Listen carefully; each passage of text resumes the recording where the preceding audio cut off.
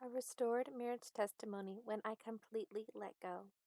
It is so hard to let go, surrendering it all unto the Lord and trusting He is in full control, especially when we are not seeing signs of things happening. Through our submission unto the Lord, He then knows that our hearts are completely His, that our will does not have to be done, but His will is to be done. Jonna shared the changes God did in her that ultimately resulted in her marriage being restored. She said, God began changing me and showing me all the mistakes I had made in my marriage. He showed me how damaging my unforgiveness was and my hardened heart. He showed me how I never trusted my husband or loved him and the children like he wanted me to, as Christ loved the church. God taught me how to love unconditionally without being hurt by everything my husband was doing. He taught me how to see my husband through his eyes.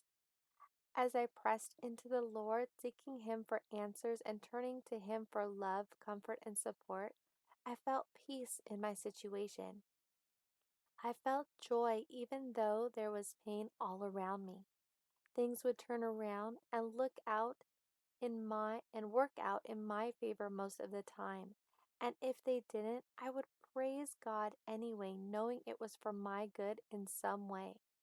I found peace in all things because I was living for Jesus and no longer living for myself or my husband.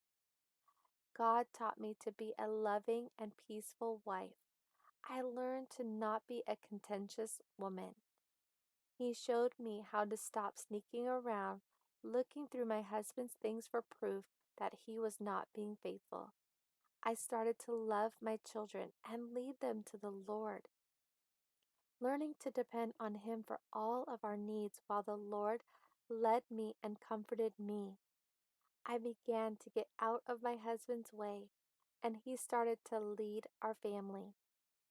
I learned to be in agreement with him in all things. Check out her complete restored marriage testimony. The link is in the comments section below. Be blessed.